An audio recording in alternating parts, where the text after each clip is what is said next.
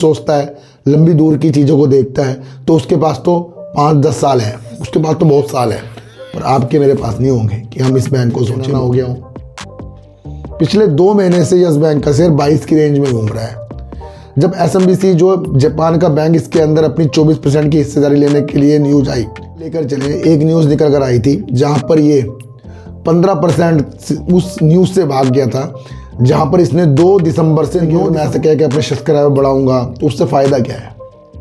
जिसको मेरी वीडियो देखनी है वो साइकोलॉजी के लिए देखता है, न्यूज़ से अपडेट होने के लिए देखता है, एक अच्छा इंसान बनने के लिए देखता है। अगर मैं आपको एक बार बता दूं, ये पूछना कि इस शेयर में क्या करें, ये मैं इसके लिए तो बिल्कुल भी गवाही नहीं दूंगा। क्यों? क्योंकि मुझे क्या पता कि कल क्या होगा, परसों क्या होगा।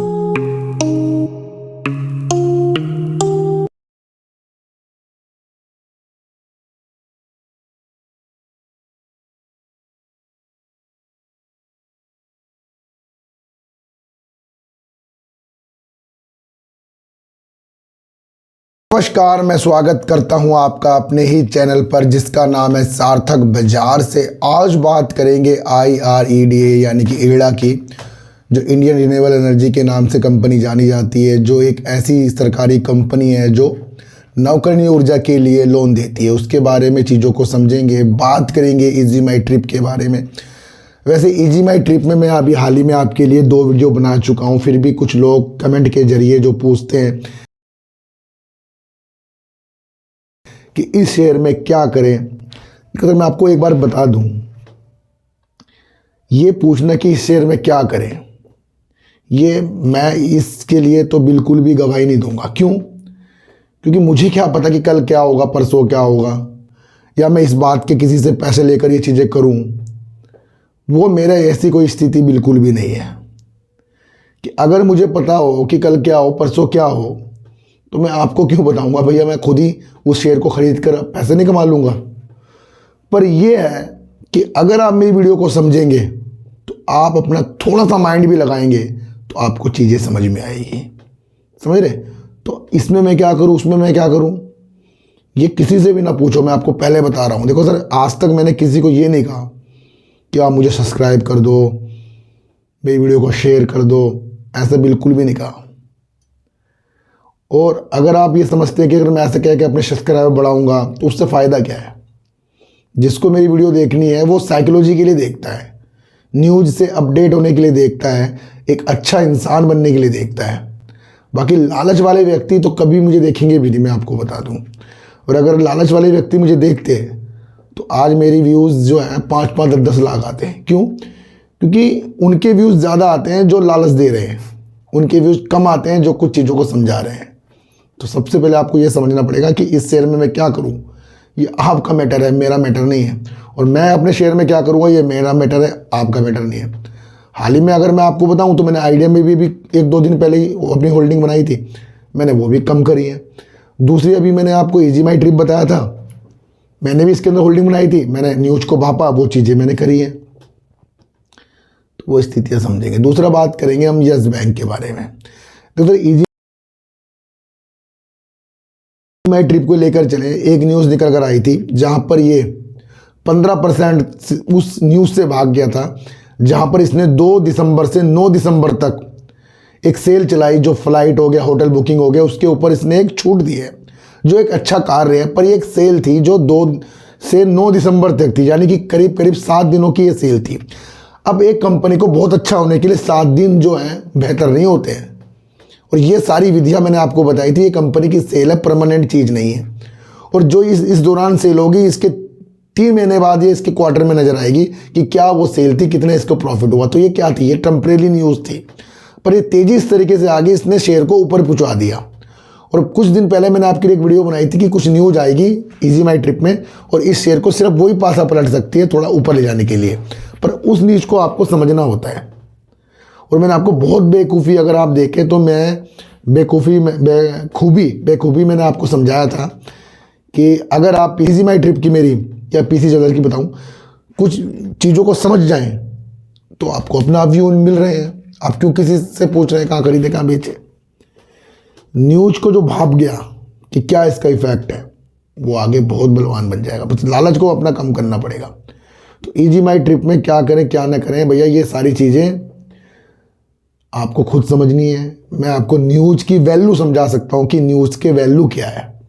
तो इजी माई ट्रिप में कोई ऐसी चीज़ नहीं है, क्योंकि मैंने आपको पहले बताया था कि इसकी जो सेल है निरंतर एक जैसी है। दूसरा, अब इसके अंदर जो चीज़ें होंगी Q3 आपको देखना चाहिए। तीसरा, जिस तरीके से वर्क कर रहा है, जैसे इसका काम है, ये काम चलने वाले हैं, क्योंकि आगे आपको पता है ट्रेवलिंग का काम ज़्यादा ही बढ़ेगा, तो उसमें किस तरह से वृद्धि करती है, तो ये उसकी वैल्यू पर नजर आएगा। एकदम से शेयर भागना कोई किसी की वैल्यू को अच्छा नहीं दर्शा रहा है, ये आपको समझना। दूसरी बात करेंगे हम यस बैंक के बारे में। यस बैंक की अगर आप मेरी वीडियो काफ़ी दिनों बाद बना रहा हूँ, आज मैं शायद 1-1.5 महीना ना हो गया हूँ, पिछले 2 महीने से यस बैंक का शेयर 22 की रेंज में घूम रहा है। जब SMBC जो जापान का बैंक, इसके अंदर अपनी 24% की हिस्सेदारी लेने के लिए न्यूज आई, उस वक्त भी मैंने आपको समझाया कि भैया वो इसके हिस्सेदारी ले रहा है, बल्कि ये नहीं कि उसकी हिस्सेदारी से समझे कि बैंक ने बहुत अच्छा वर्क कर दिया है। आगे उसकी दृष्टि से बैंक अच्छा वर्क कर सकता है, तो क्या होगा, उसमें हमारे साल हो जाएंगे। तो ये साइकोलॉजी भी हमने उस दिन बनाई थी। अब ऐसा कोई इसके अंदर मूवमेंट नहीं है कि जो इसके अंदर बिना बात की आपको देखने को तेजी मिल जाए। वो क्यों मिलेगी? या तो बैंक कुछ अच्छी न्यूज लाएगा। देखो सर, बैंकों के अंदर अच्छी न्यूज आना बहुत कम होता है। क्यों? क्योंकि तो बैंक तो फिर लेन देन कर रहा है ना, बैंक लोन दे रहा है, बैंक ये कर रहा है, वो कर रहा है। ऐसी कुछ परियोजना तो चलाएगा नहीं बैंक कि इसने यहाँ 4 परियोजना चला दी, इस इंफ्रास्ट्रक्चर कंपनी ने यहाँ पुल बना दिए। तो ऐसा तो बैंक कभी काम नहीं करता। बैंक तो अपने ऋण के लिए, अपने इंटरेस्ट के लिए, अपनी और लोन के लिए, अपने हर एक चीज़ के लिए वर्क करेगा, जो एक सीमित दायरे का वर्क है। तो उसमें क्या होता है, उसमें समय लगता है दूर तक जाने के लिए। तो पहले एक साइकोलॉजी ये समझो कि बैंक में कोई बार बार न्यूज आना, तो कोई ऐसी भयंकर न्यूज़ तो कोई आएगी नहीं कि जो बैंक के शेयर को काफ़ी ऊपर ले जाएगी। वो न्यूज़ होती है कि कोई हिस्सेदारी ले रहा है, ये अच्छी न्यूज़ होती है। पर उस साइकोलॉजी को आपको समझना है, तो सबसे पहले आपको समझना है। देखो सर, इसके अंदर जो 20% करीब था, उसने अपनी हिस्सेदारी को आधा कर लिया है, अगर आप यहाँ चेक करें। दूसरा, LIC जू का तो इसके अंदर बना बैठा है। तो दो तो इसके अंदर महारथी अच्छे हैं जो सरकारी हैं। LIC जो लंबी सोचता है, लंबी दूर की चीज़ों को देखता है, तो उसके पास तो 5-10 साल हैं, उसके पास तो बहुत साल है।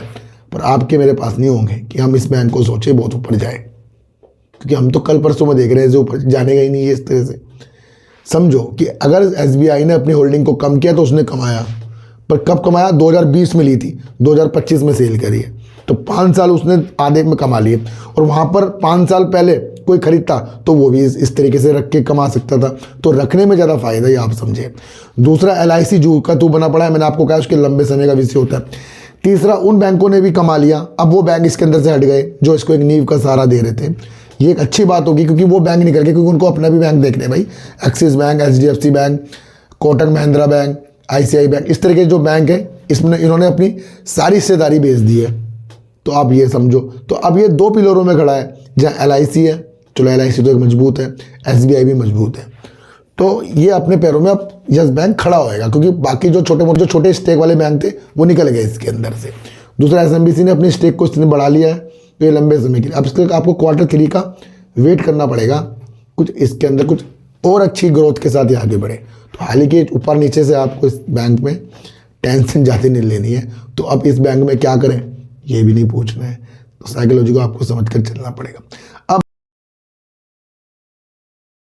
बात करेंगे इंडियन रिन्यूएबल एनर्जी के ऊपर, जो एक कंपनी है, जो एक सरकारी कंपनी है, जिसका IPO आया था ना 32 रुपये करीब में आया था, और IPO के बाद ये 10 गुना का शेयर ये हो गया था। 32 रुपये का इसका IPO आया था इरेडा का, आप ये समझे। और अगर इसका हम हाई देखें तो 310 रुपये का इसका हाई था, और वहाँ से करीब 58 से 60% इरेडा गिर चुका है। अब गिरना, ऊपर जाके गिरना किसी भी कंपनी के लिए, अगर आप समझे, अगर आप काम को समझते हैं, तो वो गिरावट उस कंपनी के लिए नेगेटिव नहीं होती। वहाँ पर देखना है कि कुछ लोगों ने उस कंपनी से कुछ फ़ायदा उठाया, तभी शेयर नीचे गिरा है।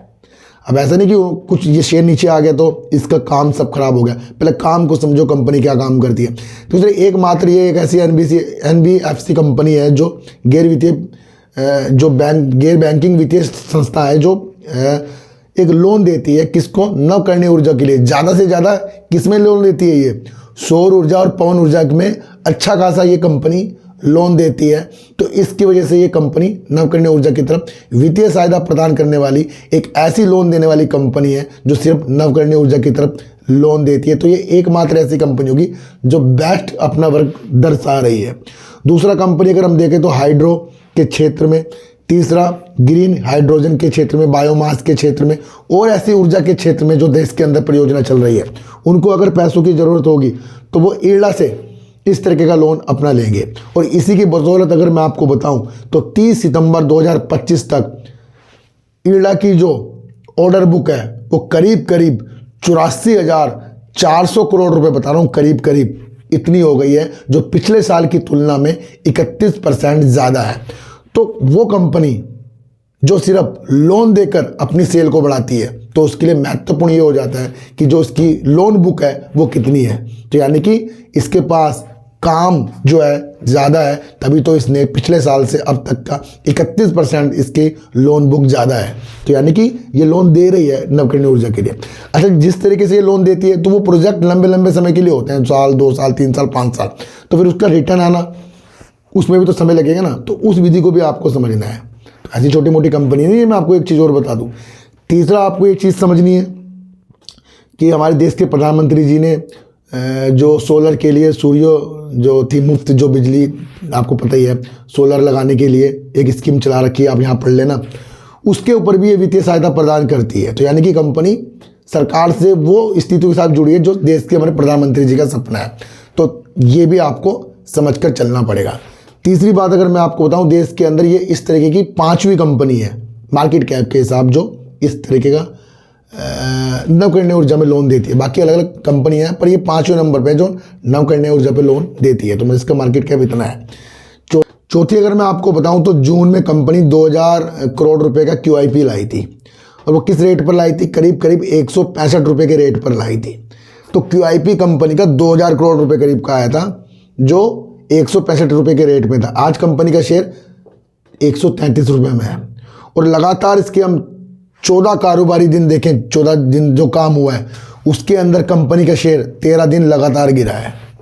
तो ये भी आप समझ कर चल सकते हैं। तो यानी कि अभी जो इसका ट्रेंड है निगेटिव की तरफ नज़र आ रहा है, ये आप समझ कर चलना। क्योंकि 310 का हाई, अगर हम इसका जुलाई का एक छोटा हाई देखें तो 284 रुपये करीब का भी था। तो कितना नीचे है देखो सर। मैं आपको एक चीज़ बताऊँ कि दिसंबर जो 2024 में लास्ट में गिरावटें आई हैं वो अच्छे अच्छे शेयर को तोड़ कर गई हैं। इसकी बात क्या करो आप, और शेयर उठाकर देख लो, वो भी टूटे ही पड़े हैं। तो आप ये समझना। तो जिस सेक्टर में ये वर्क कर रही है वो दूर का है।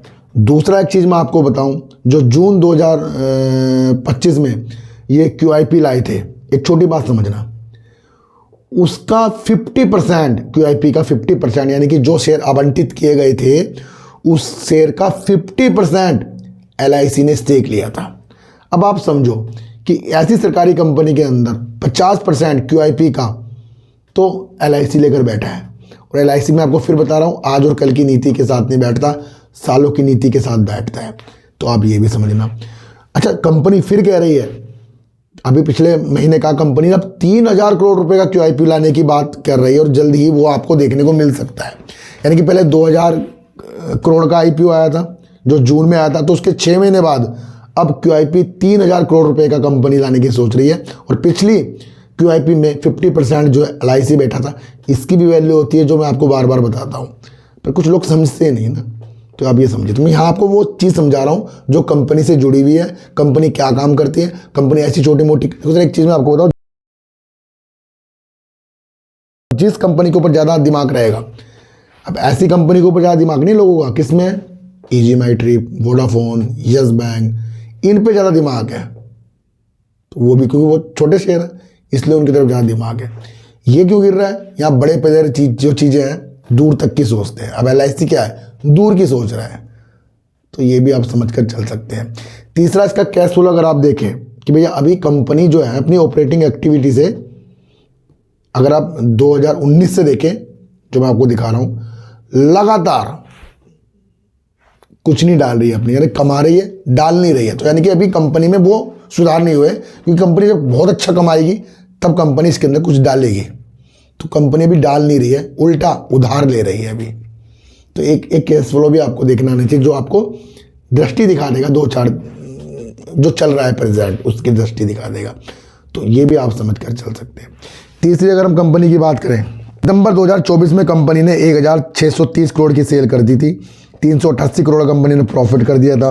सितंबर 2025 में कंपनी ने 2057 करोड़ की सेल कर दी थी और 549 करोड़ का कंपनी ने प्रॉफिट किया था। तो यानी कि कंपनी की जो सेल है निरंतर ग्रोथ की तरफ है। अगर आप चेक भी कर सकते हो, दिसंबर में बढ़ाई है, दिसंबर मार्च 2025 में बढ़ाई है, जून 25 में बढ़ाई है और सितंबर 2025 में कंपनी सेल के प्रति काफ़ी अच्छा वर्क कर रही है। तो यानी कि कंपनी की जो ऑर्डर बुक बढ़ी है तो वो सेल के हिसाब से तो बढ़ी है, तो ये भी आप समझ कर चल रहा है, यानी कि लोन बुक बढ़ी है। इधर कैश फ्लो भी अगर आप चेक कर सकते हैं निगेटिव में चल रहा है। और दूसरी अगर मैं आपको एक स्थिति और बताऊं, प्रमोटर कंपनी के अंदर 71.76% है, एफआईज कंपनी के अंदर 1.92% है, डीआईज कंपनी के अंदर 2.57% है और पब्लिक कंपनी के अंदर अगर आपको देखने को मिलेगी 23% की। तो ये फंडामेंटल चेक किया हमने इसकी हमने न्यूज़ चेक करी और इसकी वो स्थितियाँ चेक करी जिससे आप एड़ा को भली भांति जांच सकते हैं। और इसके अलावा मेरे पास कुछ नहीं कि भैया इसे कहाँ खरीदे कहाँ बेचें, अब इस शेयर के साथ हम क्या करें, तो ये मेरे से बिल्कुल भी नहीं होता सर। आज की क्या वीडियो आपको अच्छी लगी है इस बारे में ज़रूर मुझे बताना। इस तरह की वीडियो मैं आगे भी बनाता रहूँ, ये भी ज़रूर बताना। कुछ लोगों को जो समझ में आ गया है वो अपने हिसाब से कमेंट करें और कुछ लोगों को नहीं समझ में आया वो भी कमेंट करें कि भैया आपको क्या समझ में नहीं आया। कुछ तो होते हैं ना जिनको समझ में नहीं आता, फिर उनको मैं अलग तरीके से समझा दूंगा।